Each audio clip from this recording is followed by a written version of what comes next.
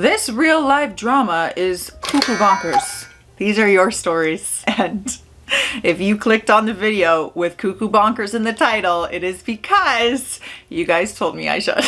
You're my people. We're meant to be together. First one is anonymous. I found out my coworker's husband had a family with the nanny to their son and had to tell her. I would love to be a fly on the wall for that conversation. My coworker, let's call her Lori, and I had kept in touch with several other coworkers during the years, even after we no longer worked together. At one of our yearly dinners, she told us how she caught the nanny with her husband.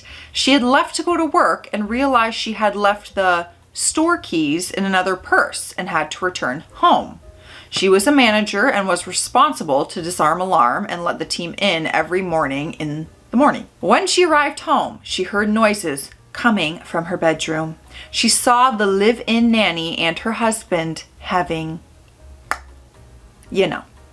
She told us she got her keys, went to the restroom, and threw up and went to work. She seemed to be on autopilot. He owned his own company and worked out of town for part of the month and was leaving that day.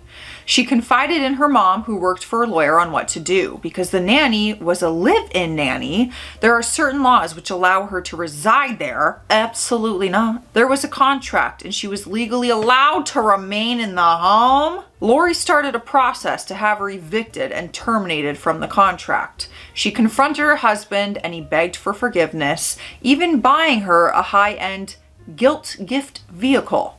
She took her son and stayed with her parents. When the eviction officer came to the home to evict the nanny, let's call her Norma. Mind you, this was the first time Lori had been back and her husband was still away for work.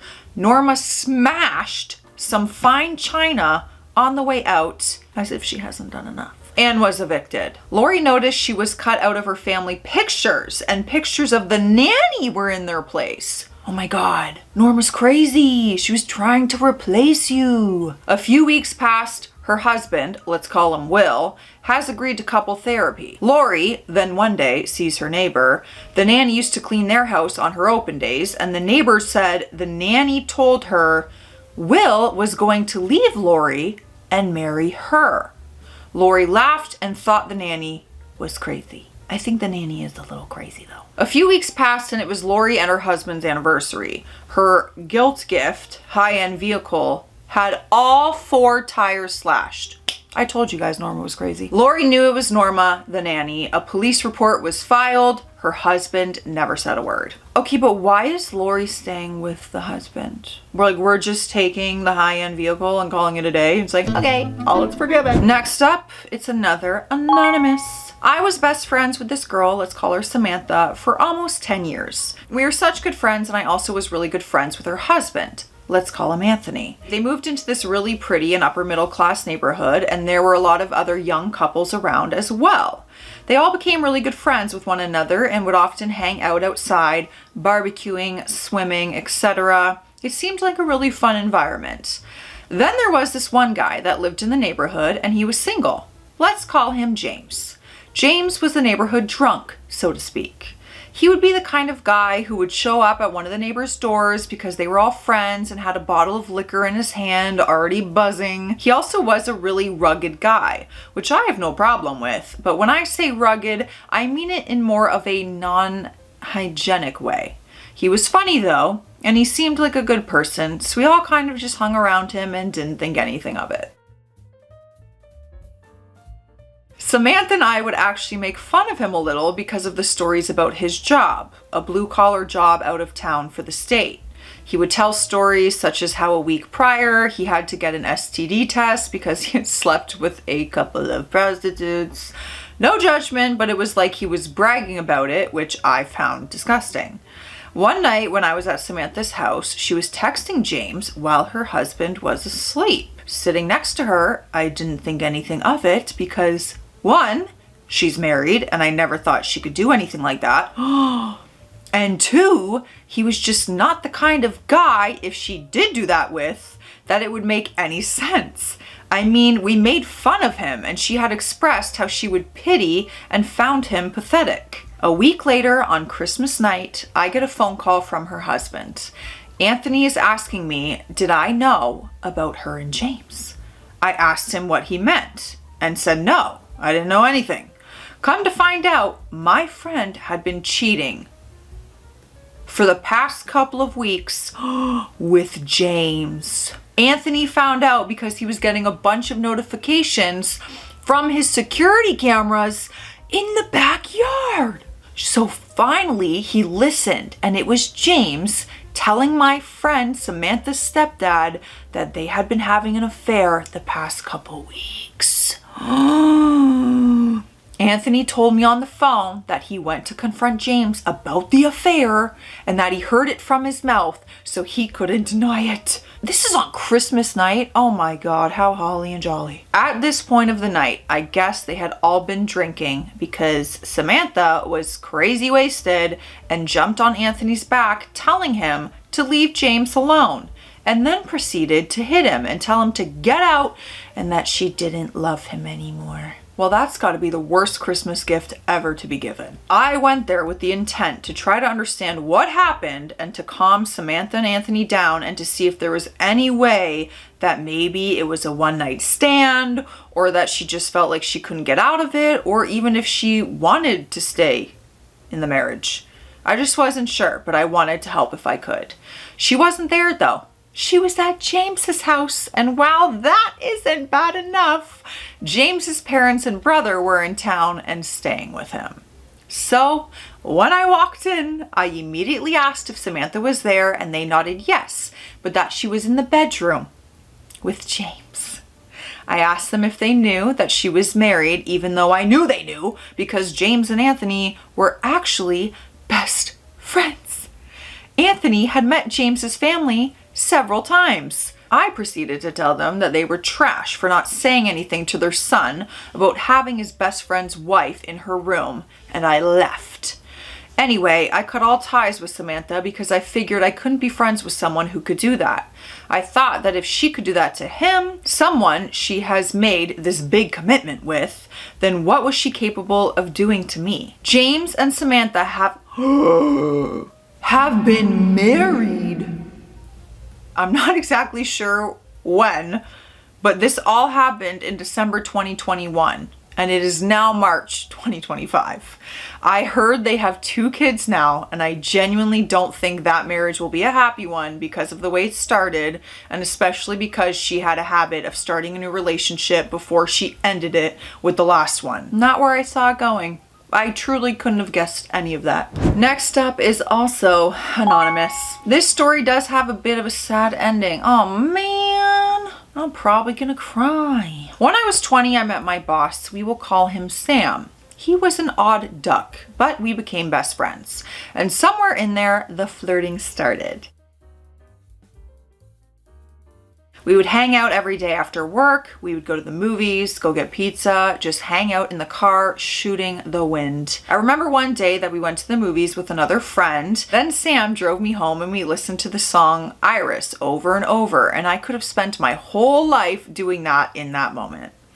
But a few days later, we had our biggest argument yet, and I blocked him. I had already quit my job to go away for college and knew that it would be a clean break. We ran into each other on Christmas break and he tried to apologize for his actions, but I completely blew him off. Fast forward to the next break. I was back in town and had a year to grow up and realize my fault in the breakdown of our friendship / whatever it was that we had ourselves in. I had a thought to text him and apologize and say how much he meant to me, but I blew it off the whole time I was home. As I was leaving for the airport, I finally gathered my courage and I texted him. I bore my whole heart to him, told him how sorry I was and hoped that we could get together soon to see where things went. Not 5 minutes after I sent the text, my phone rang. At first, I had assumed it was Sam, but it was my friend from my old job telling me Sam had passed away the night before. Okay, you weren't lying about the sad ending. I was dumbfounded. After that experience, I decided to try and never leave things unsaid. I try to make sure that people know what they mean to me because you never know what may happen tomorrow. That's so sad. And I know that you probably sit there holding so much guilt and regret for that. And that truly is the saddest part. It is a beautiful life lesson though. They always say that. Everyone always tells you that, especially like therapists. They'll say, never go to bed angry. Which is very hard for me sometimes. Next up, it's anonymous. Hello, this is a story of how I left my first love on an island on his birthday. Gary and I met when we were just 11 years old. We were instantly best friends and we grew up together. We started dating at the young age of 14. Throughout the years, we had some ups and downs. We grew up together, but very different. His parents were very religious and viewed me as a problem, threatening their son's innocence and ticket into heaven. Gary's parents bribed him on a couple occasions to leave me, saying that they would pay for his college if he left me, or one time his mother literally threatened to not be his mother anymore if he stayed with me. We broke up several times throughout the years, usually something to do with his parents. The worst breakup, my friend told me while I was working as a waitress that Gary had packed up all of his stuff and left me while I was working. He didn't even leave a note. I came home to an empty room and an empty heart. That time, his parents offered to pay for an apartment several states away to give him a fresh start without me. All I did was love this dude. His parents were so scared I would get pregnant and ruin his life. Our breakups would only last 10 days max. That's how long it took for this dude to realize he couldn't live without me. Regardless of the heartbreaks and betrayal, we always got back together. I couldn't resist him. I was pathetic. After that awful breakup, Gary had the bright idea that we should move to an island far away from his parents. He said, I realize now they are our only problem. So we saved money and planned to move. His parents played nice and seemed to be okay with our plans, surprisingly. We decided to bring 2 friends with us to the island, my gay best friend and his new friend from work. They had only been friends for a few months. A month before we were going to fly out to the island, Gary decides to enlist in the military. What? What a change of plans! His crazy friend claimed to be some military badass, and I guess Gary just wanted to be cool with him. Plus, I'm sure his parents had something to do with it. I, of course, was shook and confused, as am I. Gary tells me not to worry and that we are still moving to the island and everything will be okay. I would have my best friend and his friend on the island with me while he was off in basic training. When we finally arrive on the island, Gary tells me he will only be on the island with me for 10 days, then he will fly home to spend a month and a half with his family before leaving for basic training. I again was shook. Not what we agreed to, very sketchy. Is he trying to leave you on the island? It seems like he just moved you to the island and then he's gone. Especially because I needed to find a place for all of us to live and Gary was refusing to give me the number of his aunt on the island who was supposed to help me get a job. I immediately knew something awful was happening behind the scenes. Oh my God. My best friend, his friend, and I were talking about how weird this new plan was. Yeah, girl, he literally brought you to an island to leave you. His friend makes me promise not to trip and tells me that Gary is planning on sending me a breakup letter while he was in basic training and told him that he could have me. My heart sank into my ass. That's where mine is as well. It all made sense. His parents talked him into going into military and abandoning me on an island. Pretty genius on their part. I kept my composure and I told my best friend and his friend that I would not be staying on this island. I made his friend promise to keep his mouth shut and let me move in the shadows. My best friend and I got flights for the very next morning, Gary's birthday, not even a full 24 hours on the island. Early in the morning, my bestie and I awoke. We had to tiptoe around the hotel room. I packed all mine and Gary's stuff together, so I had to separate my stuff and pack it in my bestie's suitcase, all while Gary slept peacefully, not knowing what was about to hit him. I decided I would leave a note, but only one sentence, which said, I deserve someone who loves me as much as I love you. Got searched by customs because I looked so nervous. Once the ladies working customs realized that I was telling the truth and going through a hard breakup, they stopped searching my bag and held me while I cried. So I got a fresh start in Florida. This was 8 to 9 years ago, and it's still one of my proudest moments. Can I just say I'm so glad that you found out what was going on? Because you were about to be left on an island. Okay. It is time to hydrate. Let me know what's in your cup, but it should at least be water on the side. Cheers. All right, the next one, the anonymous question wasn't answered, and then it was left with a name. So I don't know if I'm supposed to shout you out, but I'd rather be safe than sorry. So just know you'll recognize your story and your name starts with a K. And hello, and I love you. This was back in 2019, 6 months after 24 female now, but I was 19 female then, got my heart broken for the very first time. Took a while to get back on my feet, but when I did, I was immediately reminded of why dating sucks. When I hit the 6-month mark for my breakup, one of my friends suggested I go on Tinder dating apps to get my mind off my ex. Rebounding is not the best solution, but leads me here to greater things. So I created a profile and immediately got matches. Back then, I was heavily into memes and bonded with one dude, let's call him Dylan, 21 male then, fake name. We would send our meme collection and make a lot of jokes. Laughing again felt nice. Not long after connecting, I agreed to go on a date with him. Now I want to clarify, this guy was super nice and a good person. The odds were just not in his favor on how successful the date was, considering all the signs pointed to it not working out. It started with him picking me up. It was raining super hard that day, so I waited at my apartment window to see when he arrived. He texted me when he was there, but I didn't see any new cars pull up. I went outside on my balcony to get a layout of the land and parking lot. I spotted a Jeep Cherokee that matched his description across the lot, 2 buildings down. I texted him explaining he was at the wrong building. He seemed confused on where to go, so I told him to stay put and I would walk over. Unfortunately, my sister took the only umbrella that we had in the apartment for work.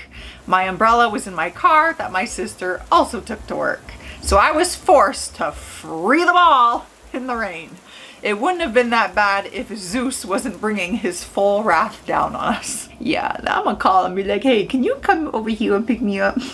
I walked over to his car, couldn't run due to kneecap issues, and by the time I got in, my makeup was heavily smeared. I apologized for the confusion, not sure why. We did our greetings, then as he backed out, I started fixing my makeup. This was sign number 1. As we drove, I started to look around the vehicle. Some trash here and there, but not too bad. There was rust on the car floor with a small hole. I was a little anxious about the fact that I could see the road underneath, but I had my fair share of old cars. I don't know if I'll look past that, but okay. Only because it's dangerous, not that I give a f what your car looks like. As I was observing this, a loud squeaking sound came from the dash. He laughed and said, sorry, she likes to squeal. Then he proceeded to bash on the dash until the sound stopped. Sign number 2. Picking up the fact that he said she reminded me of my ex naming his vehicle. So I asked, she, what is her name? Him, you caught that. Yeah, this is my baby, Megan. My smile dropped. Little did this guy know that 2 weeks prior, I just kicked out my ex-friend Megan for tons of drama. It was an ugly fallout from friends to roommates to strangers. Sign number 3. I asked him where we were going. He responded with the name of my favorite Chinese buffet since he knew I liked Chinese food. I was excited at first, but then I remembered. My ex and I went there almost every weekend when I would stay the nights with him. Sign number 4. When we pulled up, he decided to park in the very back. Oh my God, in the rain? So it was a walk to the front. He saw I was stretching my back as we walked and thought that it would be a good idea to do the same. In this attempt to pop his back, this dude started twisting his arms and torso super fast, resulting in him accidentally clipping my head. I don't think this is going very well. Sign number 5. As we entered the restaurant, he went up to the booth and yelled, "How much for 2?" I stood there embarrassed because everyone looked at us. Sign number 6. Once we got the drinks ordered, we made our way to the buffet area. I grabbed my plate and immediately made my way to my favorite dish, coconut shrimp. The way they made it here was a little bit different. It had more of a sauce than the shavings and it was delicious. I started to pile it on my plate. I don't typically eat out often, so when I do, I make it worth my while knowing I'll pay for it in the gym later. Dylan walked over to me saying, "Wow, that's a lot of shrimp." Me replying with a big smile, "Oh yeah, it's my favorite. Do you want some?" "No, thank you. I'm allergic to shellfish." I then proceeded to ask how bad his allergy was. He said it was very deadly. So I sadly scooped out the shrimp, put the plate in the dirty bin, and got a new one. I only got non-shellfish items on my new plate and missed out on my favorite shrimp. Sign number 7. As we talked, families of 5 and 6 were being seated around us with kids ranging 5 to 13. I usually curse like a sailor, but with the kids around, I tried to hold it back since I dislike public scenes. I let one slip, then apologized, stating the sailor's comment. He said it was fine and he curses a lot too sometimes. Then he started very loudly saying every curse word in the book. I looked over at the families and they were all just staring at us. See, my face cannot hide how I'm really feeling, so he probably would have gotten a look from me. Sign number 8. We finished our meal, got the ticket, then made our way to pay. As we were walking up to the front counter, he moaned my back and started to do the arm torso twist. Did we not learn the first time? I immediately stepped back. Unfortunately, a waitress was walking by with drinks and she had to duck out of the way to ensure he didn't smack the tray. Even with her daring escape, 2 drinks did spill. At this point, I decided dating probably wasn't the best choice for me. However, I was still considering, doing the deed with him. As shallow as it sounds. Okay, I'm 6 feet and he was 6'3". It is rare for me to find taller guys. So we pay, hop in his car, and I ask, "What's next?" He told me he bought us a scary movie for us to watch at his apartment since I liked scary movies. Typically, I wouldn't have gone, but it fell in line with the end goal. His apartment was about 10 minutes away. When we arrived, I was amazed how nice his apartment was. Like a high quality designer apartment. 10 times nicer than mine. It had a warm, cozy vibe. I told him that I loved this apartment and he responded, "Thanks, my brother decorated it." Then proceeds to point where his brother's room was. Then he escorted me to his room, which was straight ahead from the entry door. His room was nothing like the well-decorated apartment. It was cluttered with large furniture. The movie was The Nun. Oh, I love that one. Which I already saw but didn't say anything due to not expecting to watch it anyways. I love the honesty. He puts his now shoeless feet on the bed across from us to lay back. When he does this, I notice his socks were the white and gray socks with a hole in each big toe. I remind myself that he is cute and tall and refocused on the TV. He had his arm around me as I leaned into the couch and him. I waited for him to make a move, but he never did. We made it through the entire movie without a single move. I thought to myself, maybe he was just being respectful. He asked if I wanted to watch another. I told him yes, thinking this one is the one where stuff will go down. Nope. I pushed my chest, giving him a view, and even had my hand on his leg to close the goods. Still made it through the whole movie without anything happening. After the second movie, he asked if I wanted to watch another movie. I responded with a sure thought, I'll just make the move. 15 minutes into the movie, I sparked up a conversation and then kissed him. The kiss was interesting. I had my mouth closed, only doing lips. This dude was kind of eating my lips with how wide he was opening his mouth. As we pull back, I notice he's smiling ear to ear. I ask what? He then told me, "Oh, I have never done that before." At this point, all the puzzle pieces started falling into place. I was thinking what to do next because I didn't want to be this guy for the first time, especially I knew I wasn't going to date him, nor did I want to lead him on. So as we made conversation, I texted my sister to call me that she locked herself out of the apartment and needed me to come home. I totally did that once where my sister called me, a fake call, so that I could leave a date. No joke. She's a real one. I was already anxious in the car. However, what made the drive hell was the playlist he chose.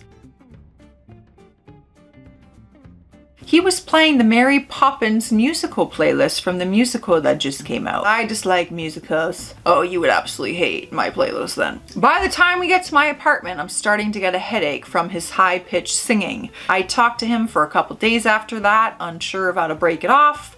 Then eventually told him I didn't think I was over my ex and wasn't ready for anything serious. All right, guys, let me know what you think about this. I'll see you in the comments. Stay classy out there, stay sassy, and just know my story form is back open. Bye.